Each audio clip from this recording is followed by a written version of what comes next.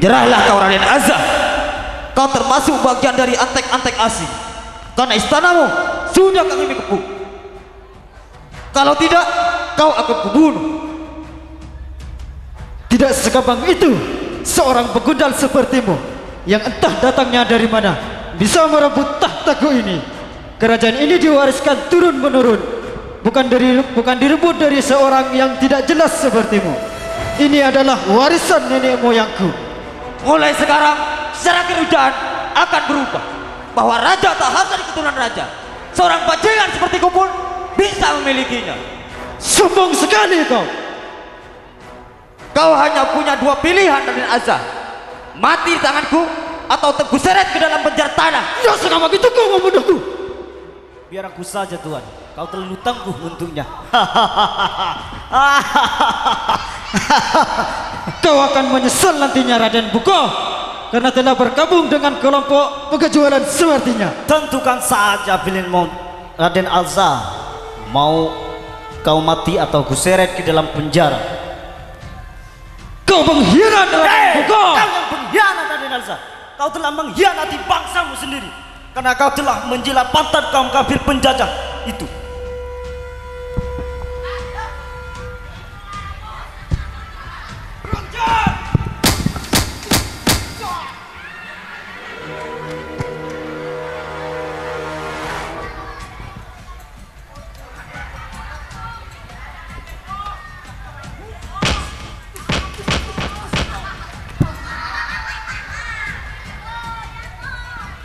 Cuman segitu kemampuanmu Raden Azza. Bangun, bangun, maju, maju, bangun.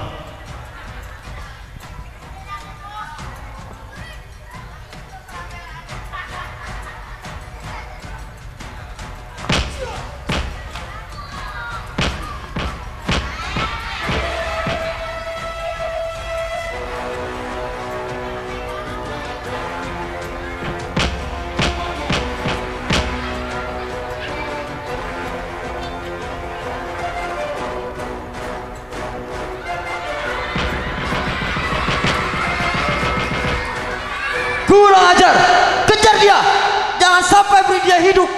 Kalau tidak, dia akan melapor kepada para penjajah di Surabaya nanti. Jangan terlalu khawatir Tuan. Kalau kulihat kemampuanmu yang sangat luar biasa ini, kulihat ribuan kafir seperti mereka akan tergeletak tanpa kita kubur jenazah. Kita manusia biasa, tapi aku selalu bermimpi bahwa seluruh kabupaten di Madura ini akan menjadi milikku, tanpa sedikit pun harus berbakti pada para penjajah biadab itu. Aku akan selalu mendukungmu Tuan, sampai titik darah penghabisan. Aku angkat kau Raden Buko sebagai adipati di Sumenep. Nggih.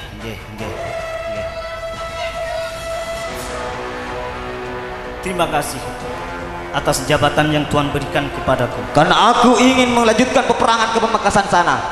Tanah ini harus menjadi milikku, milik bangsa kita, bukan dikuasai mereka para penjajah. Akan segera kugerakkan pasukan kita. Kejar, banyak. kejar Raden Azza sebanyak. Kalau tidak, kita akan melawan musuh yang lebih besar dengan senjata yang lebih lengkap. Kejar prajurit, kejar.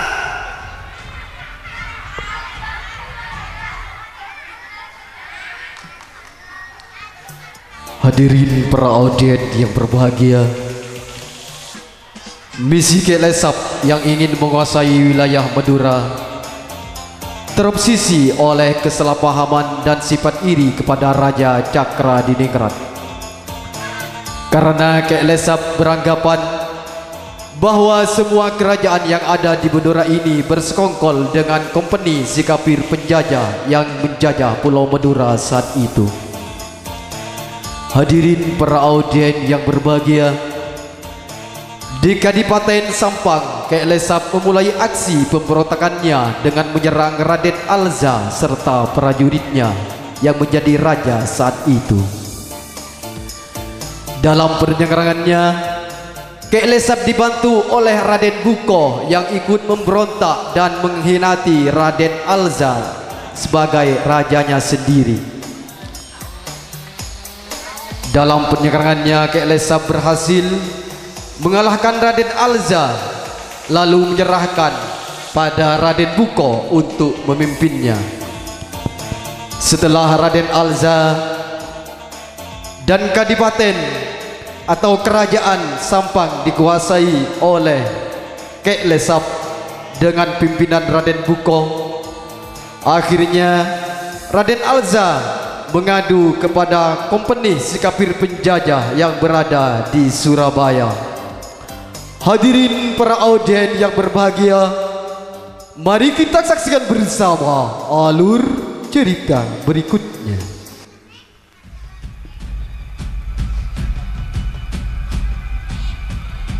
Hello. What? Oh my god, oh my god. No.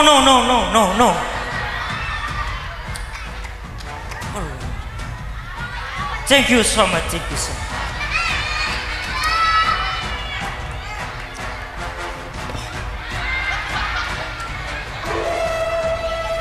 Hei!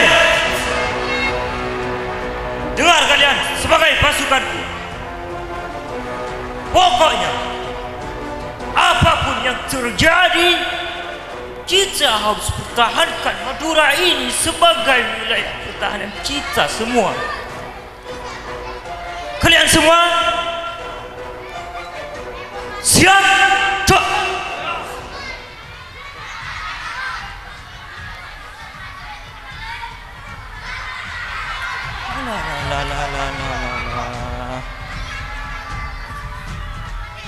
Apa yang sedang terjadi dengan kau, Raden Alza, sehingga kau babak belur seperti ini? Cepat bicara. Kek Lesap yang sangat sakti menyerang saya dengan pasukannya, Mister. Kalau kau hanya membawa beberapa pasukan saja, kurasa kau akan kesulitan. Katakan, siapa dia sebenarnya? Dia hanya seorang pemberontak biasa yang ingin menguasai Semenanjung Madura, dari Sumenep, Pamekasan, Sampang hingga kerajaan di bagian barat sana. Dia ingin membebaskan rakyatnya dari kekuasaan bangsamu. Kurang ajar, dasar kau. Dia harus mati atau harus ditangkap hidup-hidup. Biar aku sendiri yang akan menembak kepalanya. Paham kau? Karena itu Tuan, jangan kau anggap remeh seorang Kek Lesap. Meskipun jumlah para pengikutnya hanya sedikit, tapi aku yakin kalau semakin lama dia akan mudah menambah jumlah para pengikutnya berkat kesaktiannya yang sangat luar biasa. Dasar kau, keparat kau, tembak kau.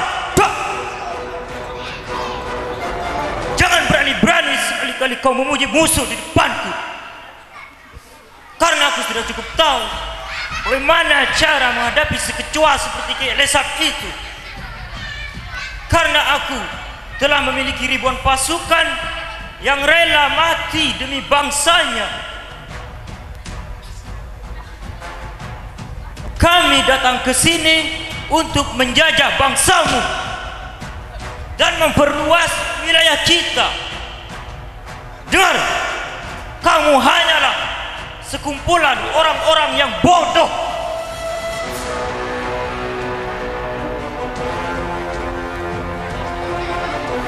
Dengar pasukan, ayo kita tinggalkan dia sendirian. Kalian siap? Pasukan, go!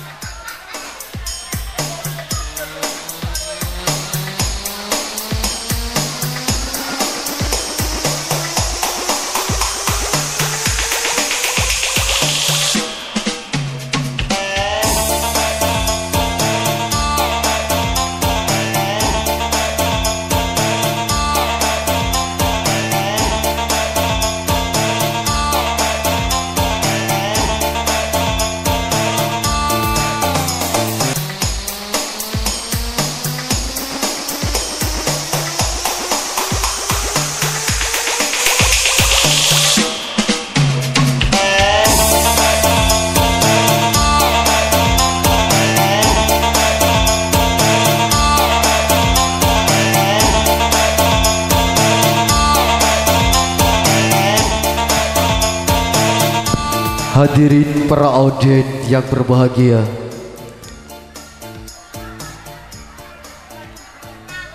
setelah Kek Lesap berhasil menguasai Kadipaten Sampang, Kek Lesap melanjutkan aksi pemberontakannya dengan menyerang Kadipaten Pamekasan yang dipimpin oleh Raden Ismail, yang tak lain ia sebagai menantu kesayangan dari Cakra Diningrat Raja Bangkalan.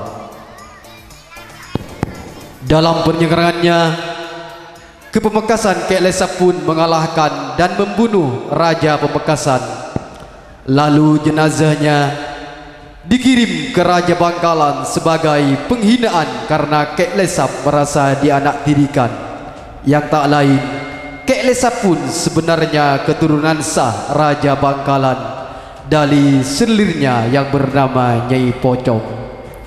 Hadirin para audien yang berbahagia, inilah jenazah Raden Ismail yang telah dikirim oleh Kek Lesap ke Kadipaten Bangkalan setelah dibunuh di Pamekasan. Selamat menyaksikan.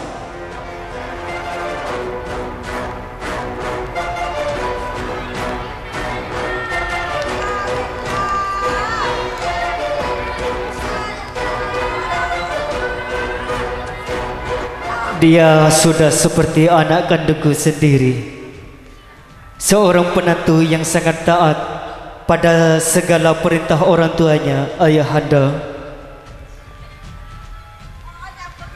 Tidak ada satupun cucu di kerajaan manapun yang menandingi pengabdiannya, anakku. Dia selalu mementingkan rakyatnya, anakku. Walaupun dia tahu kalau kita juga membencinya. Terus apa yang harus kita lakukan sebagai penghormatan atas dirinya, ayahanda? Darah harus dibalas dengan darah.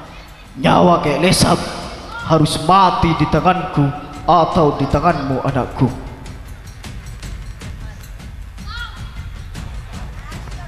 Aku bersumpah demi jenazahmu, Raden Ismail, aku akan membunuh Kek Lesap dan akan dihiasi dengan tangisan istrimu dengan menabur bunga di istana ini.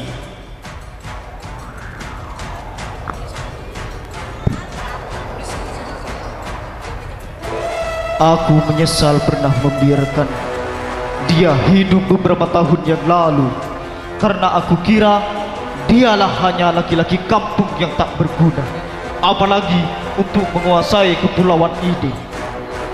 Inilah saatnya untuk kita memeranginya.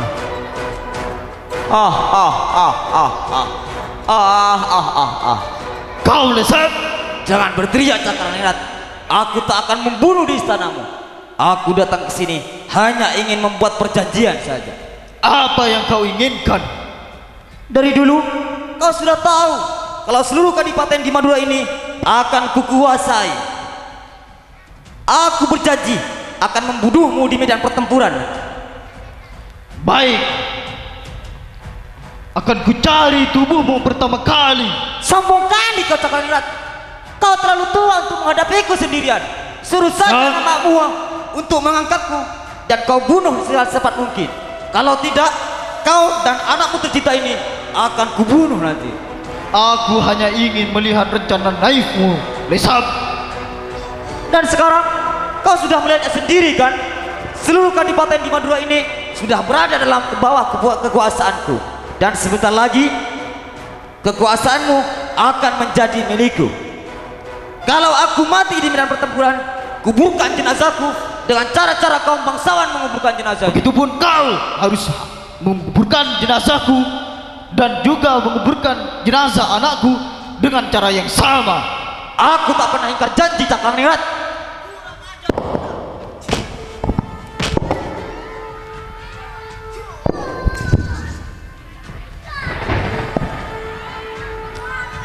Kau tetap saja licik ayahanda. Padahal aku datang ke sini niatan baik. Aku hanya ingin membuat perjanjian saja. Tapi kau tetap saja ayahanda yang licik Ayahanda biadab Cakraningrat. Kau membuangku, kau telah membuang darah dagingmu sendiri, sehingga aku hidup penuh dengan ejekan. Kau malu mengakuiku sebagai anakmu, karena aku berasal dari pedesaan. Sudah kukatakan sejak dulu, kalau aku tidak pernah melantarkanmu, tapi kau tidak pernah mempercayaiku. Bahkan keinginanmu untuk membunuhku semakin berkobar. Karena perbuatanmu itu kau pantas untuk dibunuh dan tak berhak menguasai kerajaan ini. Ayahanda, apa yang aku dengar ini betul, Ayahanda. Kau memang keturunan Kek Lesap, anakku. Selama ini setiap orang yang berasal keturunan dari begajolan biasa, namun dia adalah keturunanku yang sah. Dia adalah kakakmu. Tapi bagaimanapun, darahnya menjadi halal untuk kita tumpahkan.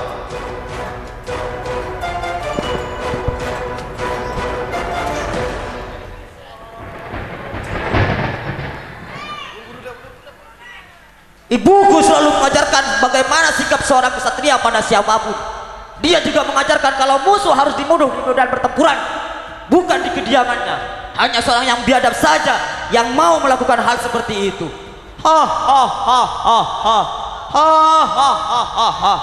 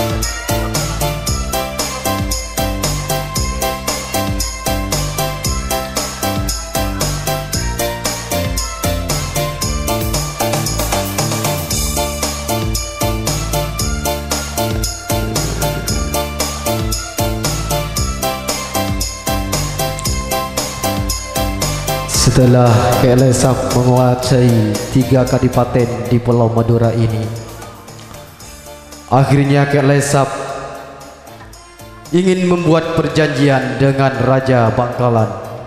Namun Raja Bangkalan menyerangnya. Akan tetapi dalam penyerangannya, Raja Bangkalan kalah dan kabur dari kerajaannya. Kek Lesap pun hanya tinggal selangkah lagi ingin mendapatkan cita-citanya atau misi daripada Kek Lesap yang ingin menguasai pulau di Madura ini. Akhirnya Kek Lesap itu seorang pahlawan yang berpegang teguh kepada kesatriaannya, dengan artian meskipun raja kabur dari kerajaannya, namun Kek Lesap masih bingung karena Raja Cakraningrat belum terbunuh. Akhirnya di kerajaan Bangkalan terjadilah pesta pora atas kemenangan Kek Lesap yang diraih di Kadipaten Bangkalan. Hadirin para audien yang berbahagia, dan inilah detik-detik terbunuhnya Kek Lesap oleh Cakraningrat IV sebagai putra dari Cakraningrat V.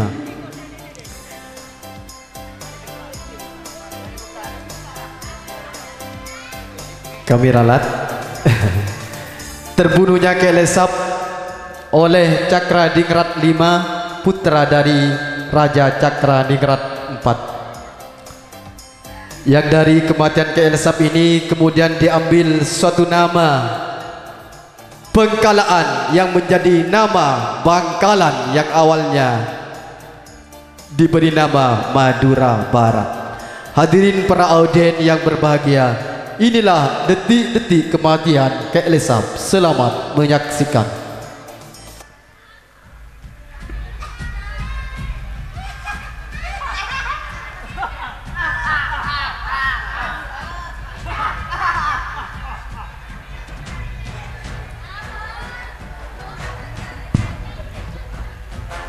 Tuan, jangan bengong aja. Bukankah sudah dalam kemenangan? Bukankah cita-cita Tuan sudah tercapai? Bukankah kita sudah menguasai 3 kadipaten yang ada di Madura ini?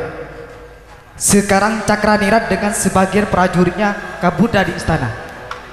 Artinya tinggal selangkah lagi, semua wilayah di Madura ini akan menjadi milik Tuan.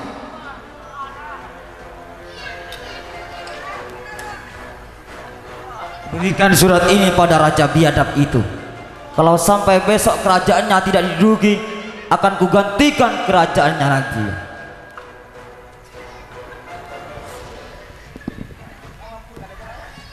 Tapi biarlah malam ini menjadi malam bersejarah bagi kita bersama. Sekarang bersenang-senanglah dengan meminum tua ini.